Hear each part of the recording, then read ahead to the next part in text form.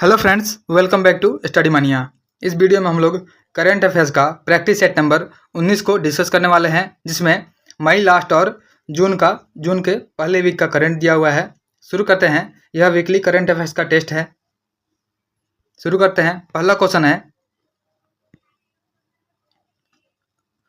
Question है कि rating agency का नाम है, जिसका नाम है क्रिसिल। इसने वित्त वर्ष 2026 में भारत की जीडीपी कितना प्रतिशत वृद्धि का अनुमान लगाया है? तो यह लगाया गया है 6.5% की वृद्धि का अनुमान लगाया है। ऑप्शन सी हमारा राइट आंसर हो जाएगा। नेक्स्ट है, क्वेश्चन नंबर 2 है कि मिस वर्ल्ड 2025 का खिताब किसने जीता है? तो मिस वर्ल्ड 2025 का खिताब जीता है, यह है ओपाला सुचाता, जो कि थाईलैंड की है। याद रखेंगे, मिस वर्ल्ड 2025 का खिताब ओपाला सुचाता के द्वारा जीता गया है, जो कि थाईलैंड की है। अगला क्वेश्चन है, एशियाई एथलेटिक्स चैंपियनशिप 2025 की पदक तालिका में शीर्ष पर कौन सा देश रहा है?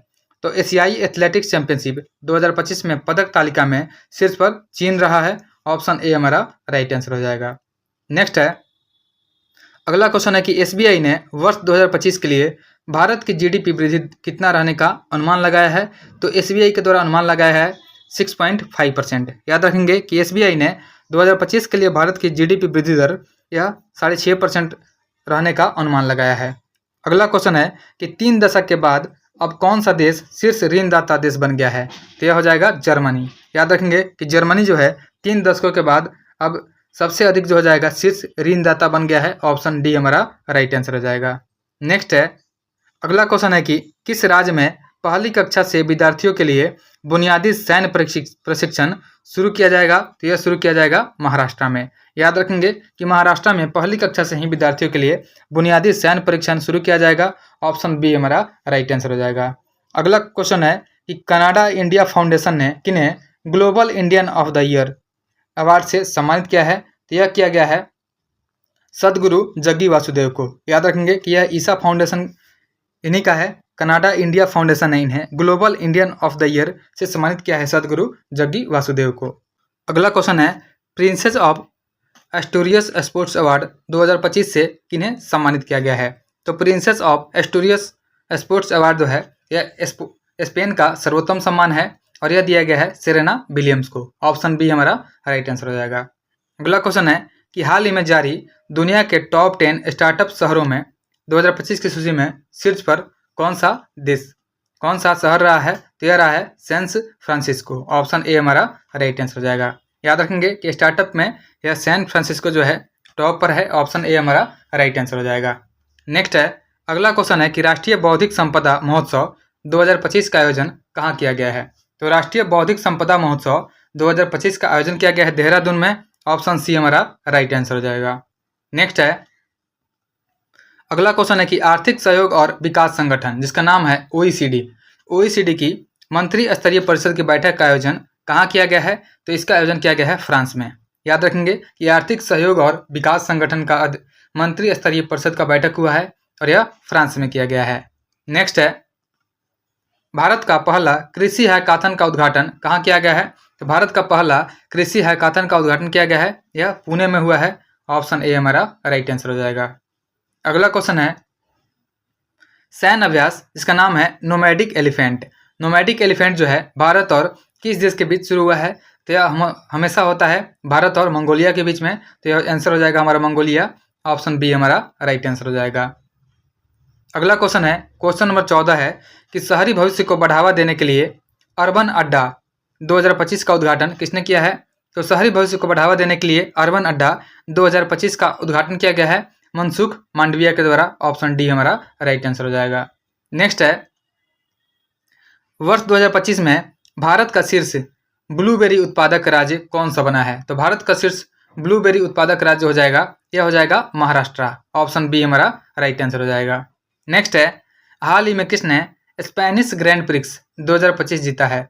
तो स्पेनिश ग्रैंड प्रिक्स 2025 यह जीता गया है ऑस्कर, जिसका नाम है ऑस्कर पियास्त्री। ऑप्शन ए हमारा राइट आंसर हो जाएगा। नेक्स्ट है, अगला क्वेश्चन है कि उल्लास नव भारत साक्षर कार्यक्रम के तहत किस राज्य को 100% साक्षर घोषित किया गया है?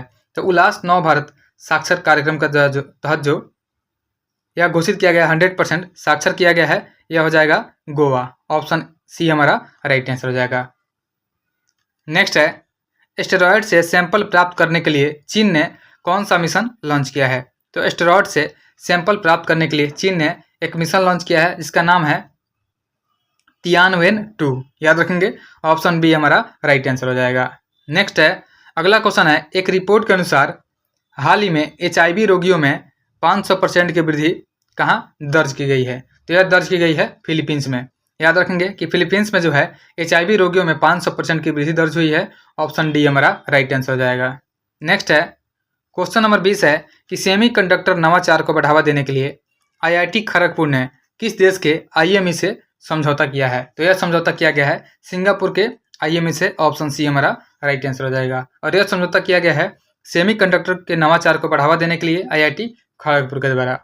नेक्स्ट है, अगला क्वेश्चन है कि भारत का पहला AI केंद्रित SEZ डेटा सेंटर कहाँ स्थापित किया जाएगा? तो इसका स्थापना जो होगा यह नवा रायपुर में होगा। ऑप्शन बी हमारा राइट आंसर हो जाएगा। नेक्स्ट है, क्वेश्चन नंबर 22 है कि हाल ही में रक्षा संपदा का नया महानिदेशक किसे नियुक्त किया गया है? तो हाल ही में रक्षा संपदा का नया महानिदेशक नियुक्त किया गया है और यह किया गया है शैलेंद्र नाथ को। याद रखेंगे कि शैलेंद्र नाथ को रक्षा संपदा का नया महानिदेशक नियुक्त किया गया है। ऑप्शन बी हमारा राइट आंसर हो जाएगा। अगला क्वेश्चन है, उपराष्ट्रपति जगदीप धनखड़ ने कहाँ पर चरक और सुश्रुत की मूर्तियों का उद्घाटन किया है? तो यह किया गया है गोवा में। याद रखेंगे कि चरक और सुश्रुत की मूर्तियों का उद्घाटन गोवा में किया गया है। ऑप्शन डी हमारा राइट आंसर है। नेक्स्ट है, क्वेश्चन नंबर 24 है कि आक्रामकता के शिकार मासूम बच्चों का अंतर्राष्ट्रीय दिवस 2025 कब मनाया गया है? तो यह मनाया गया है 4 जून को। याद रखेंगे, आक्रामकता के शिकार मासूम बच्चों का अंतर्राष्ट्रीय दिवस जो है यह 4 जून को मनाया गया है। ऑप्शन सी हमारा राइट आंसर हो जाएगा।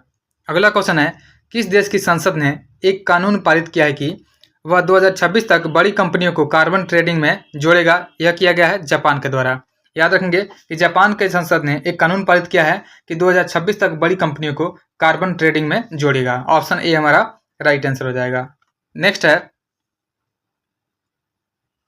क्वेश्चन नंबर 26 है, प्रधानमंत्री नरेंद्र मोदी ने कहां पर विश्व के सबसे ऊंचे रेल आर्क पुल का उद्घाटन किया है? तो यह किया गया है जम्मू कश्मीर में चिनाब नदी पर किया गया है। ऑप्शन बी हमारा राइट आंसर हो जाएगा।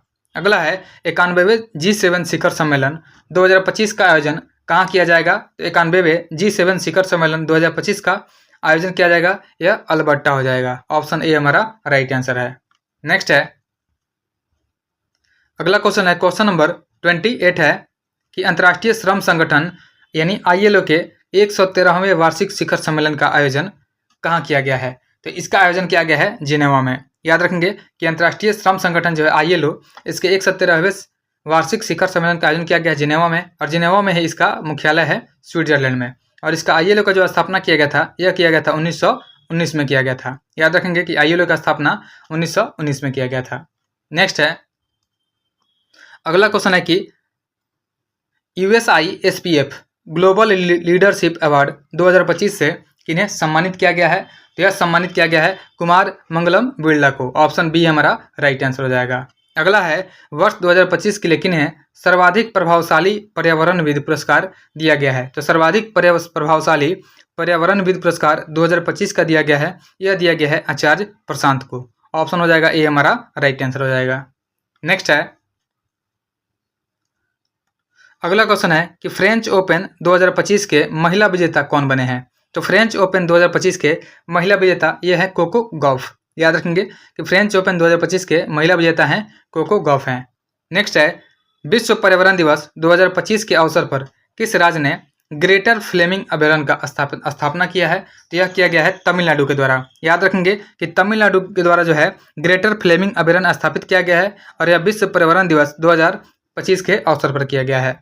नेक्स्ट है, क्वेश्चन नंबर 33 है कि महाराष्ट्र के किस पंचायत ने ई गवर्नेंस पुरस्कार 2025 के तहत डिजिटल श्रेणी में स्वर्ण पदक जीता है? तो यह स्वर्ण पदक जीता गया है रोहिणी ग्राम पंचायत के द्वारा। याद रखेंगे कि रोहिणी ग्राम पंचायत है, इन्होंने ई गवर्नेंस पुरस्कार 2025 के तहत डिजिटल श्रेणी में स्वर्ण पदक जीता है। ऑप्शन बी हमारा राइट आंसर हो जाएगा। नेक्स्ट है, अगला क्वेश्चन है 34 नंबर, अंतर्राष्ट्रीय प्रशासनिक विज्ञान संस्थान IIAS का अध्यक्ष पद पर किस देश ने जीत हासिल किया है? तो यह हो जाएगा भारत। भारत जो है अंतर्राष्ट्रीय प्रशासनिक विज्ञान संस्थान IIAS का अध्यक्ष बनेगा। ऑप्शन बी हमारा राइट आंसर हो जाएगा। नेक्स्ट है, अगला क्वेश्चन है कि हाल ही में जारी एक आंकड़े के अनुसार 2025 में महिलाओं के लिए भारत का सबसे सुरक्षित राज्य कौन सा रहा है? तो भारत का सबसे सुरक्षित राज्य हो जाएगा, यह हो जाएगा सिक्किम। ऑप्शन सी हमारा राइट आंसर हो जाएगा। नेक्स्ट है 36 नंबर क्वेश्चन है, आत्मकथा प्रजाला काथे। आत्मकथा है प्रजाला काथे न आत्मकथा, इसको किसने लिखा है? तो यह लिखा गया है बंडारू दत्तात्रेय के द्वारा। ऑप्शन हो जाएगा बी हमारा राइट आंसर हो जाएगा। नेक्स्ट है, किस प्लेटफॉर्म ने हाल ही में मैसेजिंग ऐप एक्स चैट को लॉन्च किया है? तो एक्स चैट को लॉन्च किया गया है एक्स के द्वारा किया गया है, जिसका नाम पहले ट्विटर था। ऑप्शन सी हमारा राइट आंसर हो जाएगा। नेक्स्ट है, अगला क्वेश्चन है कि हाल ही में केंद्रीय अल्पसंख्यक मामलों के मंत्री किरेन रिजिजू, नाम याद रखेंगे किरेन रिजिजू, जो कि अरुणाचल प्रदेश के हैं, अल्पसंख्यक मंत्री मामलों के मंत्री हैं। इन्होंने वक्फ परिसंपत्तियों के प्रबंधन को आधुनिक बनाने की दिशा में कौन सा पोर्टल लॉन्च किया है? तो यह पोर्टल लॉन्च किया गया है जिसका नाम है उम्मीद सेंट्रल पोर्टल। याद रखेंगे यह पोर्टल लॉन्च किया गया है उम्मीद सेंट्रल पोर्टल। ऑप्शन बी हमारा राइट आंसर हो जाएगा। अगला क्वेश्चन है, किस राज्य या यूटी में राष्ट्रपति द्रौपदी मुर्मू ने अंग्रेजी, हिंदी, उर्दू, भूती और पुर्गी को आधिकारिक भाषा के रूप में नामित किया है? यह किया गया है लद्दाख में। याद रखेंगे कि लद्दाख में राष्ट्रपति द्रौपदी मुर्मू ने अंग्रेजी, हिंदी, उर्दू, भूती और पुर्गी को आधिकारिक भाषा के रूप में नामित किया है। नेक्स्ट है, अगला क्वेश्चन है कि हाल ही में किसने नॉर्वे शतरंज क्लासिक टूर्नामेंट का खिताब जीता है? तो यह जीता गया है डी गुकेश के द्वारा। याद रखेंगे कि डी गुकेश जो है इन्होंने नॉर्वे शतरंज क्लासिक टूर्नामेंट खिताब जीता है। ऑप्शन ए हमारा राइट आंसर हो जाएगा। नेक्स्ट है, चर्चा में रहा यह त्राल वन्यजीव अभयारण्य किस राज्य में स्थित है? तो त्राल वन्यजीव अभयारण्य जो है यह जम्मू कश्मीर में स्थित है। ऑप्शन जो हो जाएगा बी हमारा राइट आंसर हो जाएगा। अगला क्वेश्चन है, जून 2025 में किस राज्य या यूटी ने हुक्का बार पर प्रतिबंध लगा दिया है? तो हुक्का बार पर प्रतिबंध लगाया गया है कर्नाटक के द्वारा। ऑप्शन डी हमारा राइट आंसर हो जाएगा। नेक्स्ट है, अगला क्वेश्चन है कि कार निर्माता कंपनी है ऑडी। ऑडी इंडिया ने अपना ब्रांड एम्बेसडर किन्हें नियुक्त किया है? तो ऑडी इंडिया के द्वारा अपना ब्रांड एम्बेसडर बनाया गया है नीरज चोपड़ा को। ऑप्शन डी हमारा राइट आंसर हो जाएगा। अगला क्वेश्चन है कि भारतीय हाई कमीशन ने कहां पर कला प्रदर्शनी रविंद्रनामा शुरू किया है? तो कला प्रदर्शनी जिसका नाम है रविंद्रनामा, यह भारतीय हाई कमीशन के द्वारा शुरू किया गया है और इसका जो शुरुआत किया गया है यह किया गया है, देख लेते हैं, यह किया गया है बांग्लादेश में। ऑप्शन डी हमारा राइट आंसर हो जाएगा। नेक्स्ट है, विश्व तंबाकू निषेध दिवस 2025 कब मनाया गया है? तो विश्व तंबाकू निषेध दिवस जो है यह मनाया जाता है 31 मई को। ऑप्शन बी हमारा राइट आंसर हो जाएगा। याद रखेंगे कि विश्व तंबाकू निषेध दिवस यह प्रत्येक वर्ष 21 मई को मनाया जाता है। नेक्स्ट है, अगला क्वेश्चन है कि गुजरात के किस व्यक्ति ने लगातार 20,000 बार सूर्य नमस्कार करके विश्व रिकॉर्ड बनाया है? तो यह किया गया है संदीप आर्य के द्वारा। यह है गुजरात के व्यक्ति का नाम है संदीप आर्य। इन्होंने लगातार 20,000 बार सूर्य नमस्कार करके विश्व रिकॉर्ड बनाया है। ऑप्शन ए हमारा राइट आंसर हो जाएगा।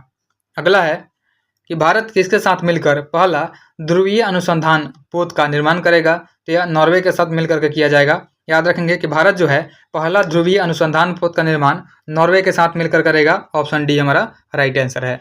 नेक्स्ट है, अगला क्वेश्चन है कि दक्षिण कोरिया के राष्ट्रपति कौन निर्वाचित हुए हैं? तो दक्षिण कोरिया के राष्ट्रपति निर्वाचित हुए हैं जिनका नाम है ली जे म्यूंग। याद रखेंगे इंपॉर्टेंट क्वेश्चन है, ली जे म्यूंग जो है यह दक्षिण कोरिया के राष्ट्रपति बने हैं। ऑप्शन बी हमारा राइट आंसर है। नेक्स्ट है, हाल ही में किन्हें संयुक्त राष्ट्र महासभा का अध्यक्ष निर्वाचित किया गया है?